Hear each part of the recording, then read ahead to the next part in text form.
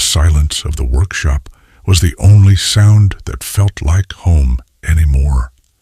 My name is Eleanor, and for 6 months since my husband Arthur passed, this small wooden building in our backyard was my sanctuary. The air inside was thick with the ghosts of cedar and varnish. Arthur was a luthier, a guitar maker. He wasn't famous, but he was a master. Every tool hanging on the pegboard, every curl of wood swept into the corner, every half-finished guitar body resting on the shelves. It was all that was left of his hands, of his love. I was sitting on his worn wooden stool, running my hand over the deep grooves in his workbench, when the back door of my house opened. My son, Mark, and his wife, Chloe, stepped out. Mark looked tired. He always looked tired lately. Chloe, however, was a bright, sharp diamond. She wore white linen, and her smile was a masterpiece of polished ice. "Eleanor, darling," Chloe said, her voice gliding over the quiet yard. "Sitting in the dark again? We brought groceries."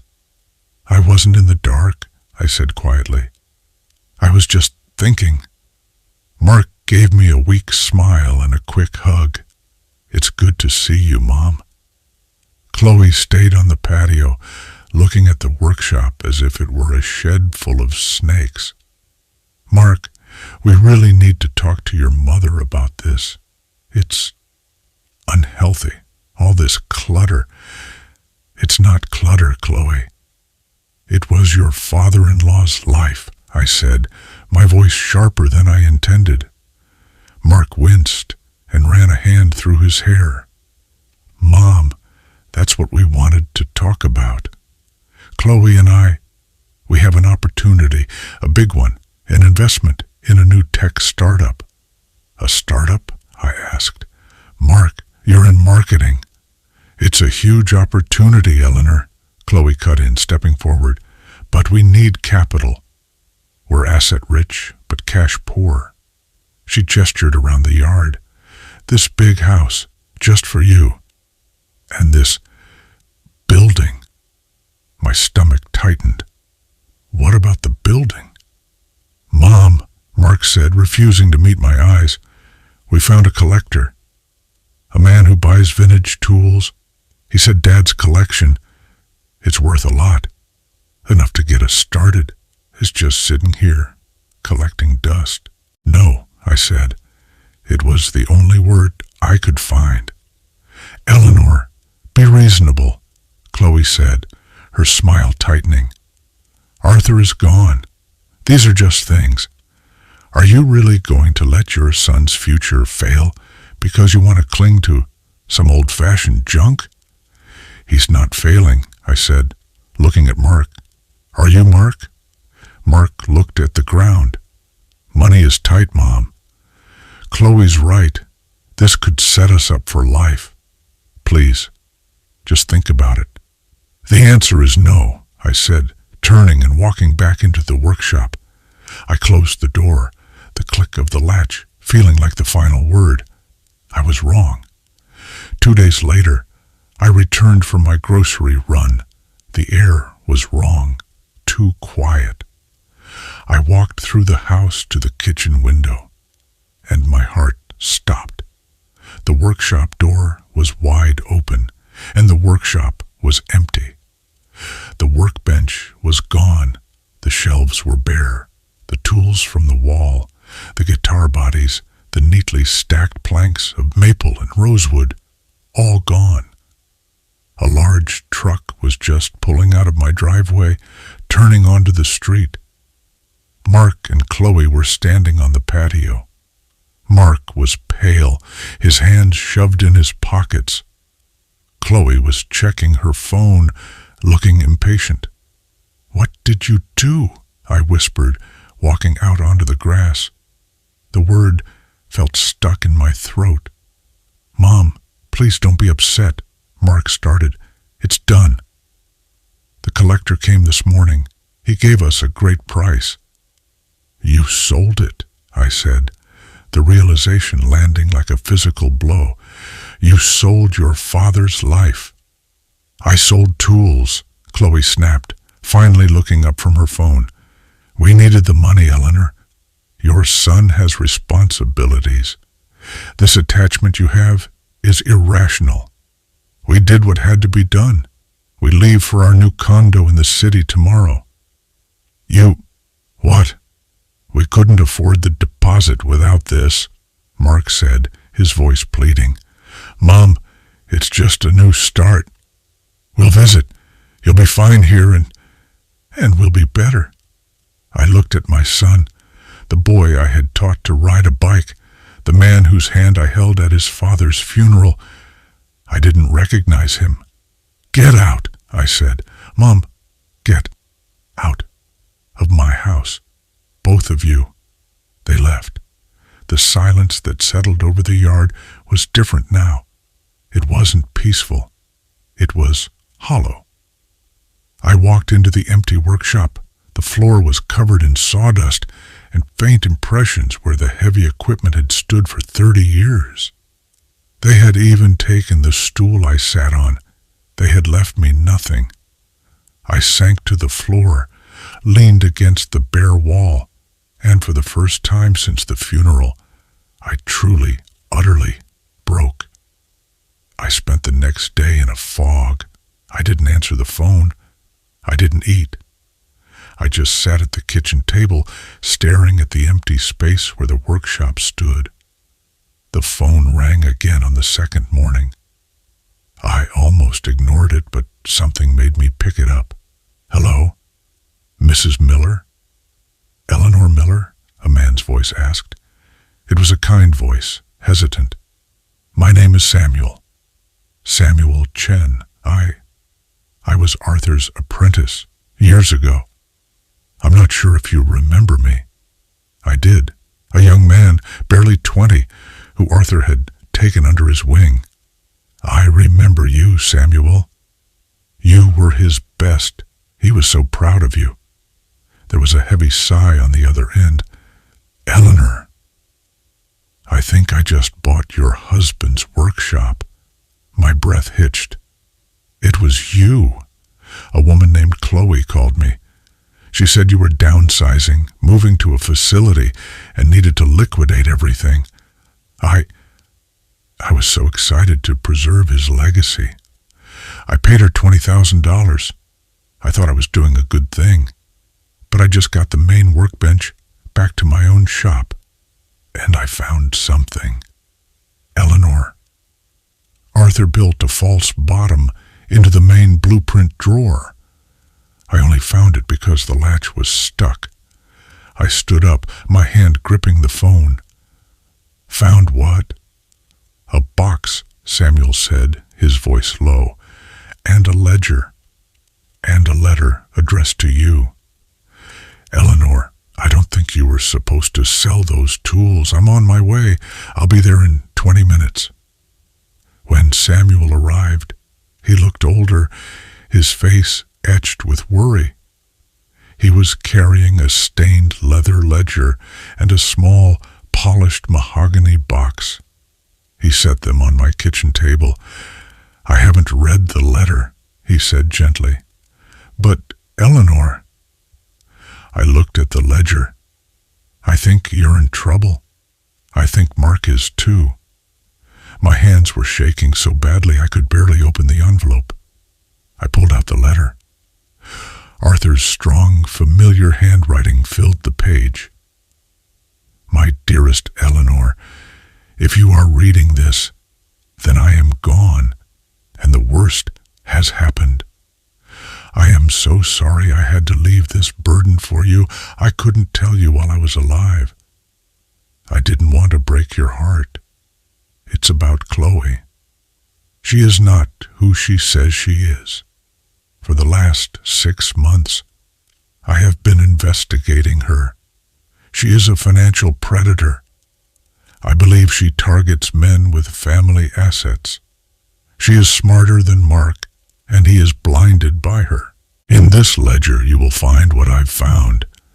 She has been systematically creating debt. She opened 3 major credit cards in Mark's name. He thinks they are for business expenses, but she is funneling the money into an offshore account. You will see the statements. He is over $50,000 in debt, and he doesn't even know it.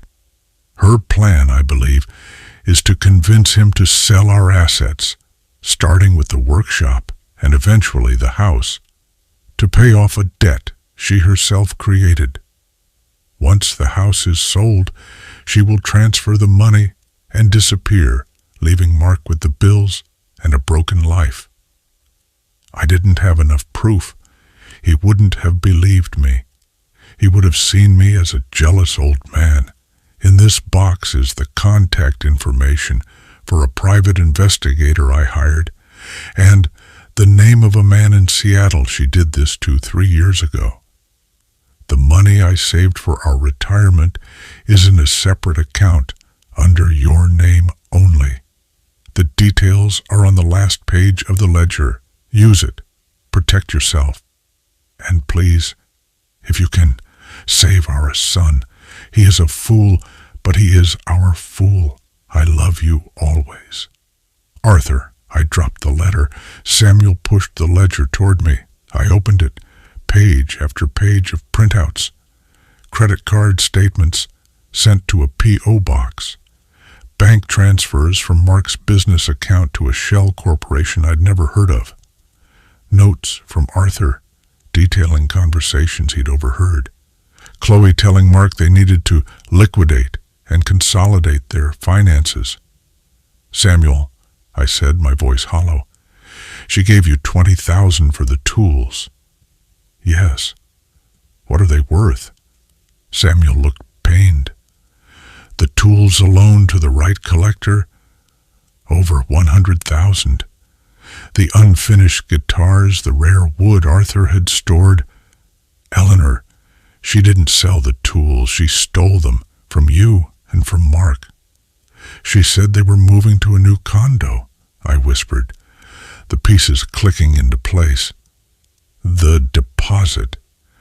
She used the money from the tools to get the condo, and she'll use the startup investment to empty his accounts. Then she'll sell the condo and be gone. What do we do? Samuel asked. I looked at the phone, at the name of the private investigator. First, I said, my voice hardening, we call your father's friend. Then we stop her. The investigator, Mr. Kincaid, was fast. He had Arthur's file. Combined with the new bank statements from the ledger, he had everything he needed. The man in Seattle is willing to testify, Kincaid said over the phone. She took him for $500,000. Her name wasn't Chloe then. It was Jessica. The offshore account is the same. We need to move now, before she liquidates the new condo. She's at the city leasing office right now, I said. Mark is with her. He called me, furious. He said I was senile for accusing her. He's meeting me here in an hour to collect the last of his things. Good, Kincaid said. That's when we'll be there. Keep him there. When Mark's car pulled up, he stormed into the kitchen alone. Mom, what the hell did you do? Chloe's phone has been blowing up. You called her bank? You called a collector? You're trying to ruin me. I'm trying to save you, Mark, I said, my voice flat. I slid the ledger across the table. Your father's last words. Read them. I'm not reading your paranoid fantasies, he yelled, shoving it away. $54,000, Mark, I said. That's how much debt you're in. Did you know that? Did you know about the account in the Cayman Islands? Did you know her name was Jessica Pierce in 2021? Mark froze. What did you say? She's been stealing from you since the day you met her, I said. The startup isn't real. It's the account she's using to launder your money, the workshop. That was just her seed money. The house was the end goal. No, he whispered, his face ashen. He grabbed the ledger and his hand started to shake as he flipped the pages. No, she said these were business lines of credit. She said it was normal. Just then, Chloe's car screeched into the driveway. She burst into the kitchen, her face a mask of rage. What did you do, you old witch? You froze my accounts. She saw the ledger on the table. She looked at Mark's broken expression, and her entire demeanor changed.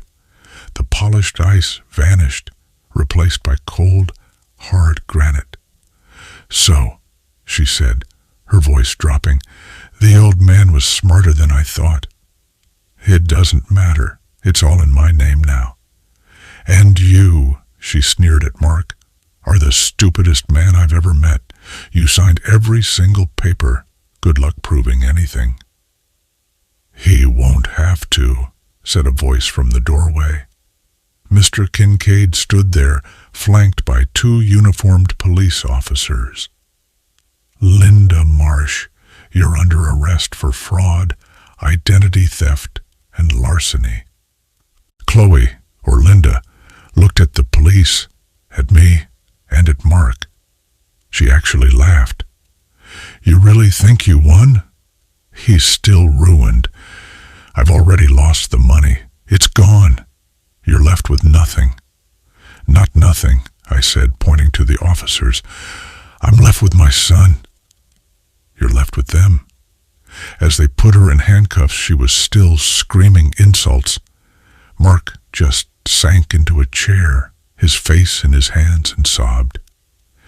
It's been 6 months since that day. The legal battle was horrifying. Chloe, Linda, was a professional, and she had covered her tracks well. But Arthur's ledger and the testimony from the man in Seattle was enough. She was found guilty. Mark lost the condo. He lost his job. He was, as she had promised, financially ruined. The $50,000 in debt was still in his name. Samuel returned the tools. He refused to take any money for them. They belong here, he said.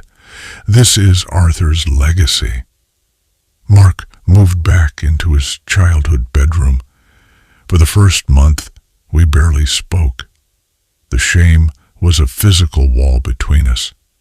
He would just sit at the kitchen table, staring at the workshop, a ghost in his own home. One Saturday morning, I woke up early and heard a noise. I went to the window. Mark was in the workshop. He was sweeping. Just sweeping the sawdust into a pile. I made a pot of coffee and brought 2 mugs out to him. I handed him one. He took it, his hand still trembling slightly. I don't know where to start, he whispered, looking at the tools on the wall. I don't know how to fix any of this. You start here, I said, pointing to a half-finished guitar body on the shelf. Your father was working on this one for me. I picked up a piece of sandpaper from the workbench. He always said the wood holds a memory, that the work is in the smoothing. It just takes time and patience. I handed him the sandpaper. He looked at it, then at me. His eyes were clear for the first time in years. I'm sorry, Mom, he said, his voice breaking. I know, I said. Now, let's get to work. He took the sandpaper and turned to the workbench. He picked up the guitar, and with a shaky hand, he began to sand. And in the quiet of the morning, in the small workshop filled with the scent of cedar and varnish, the silence finally started to sound like home again.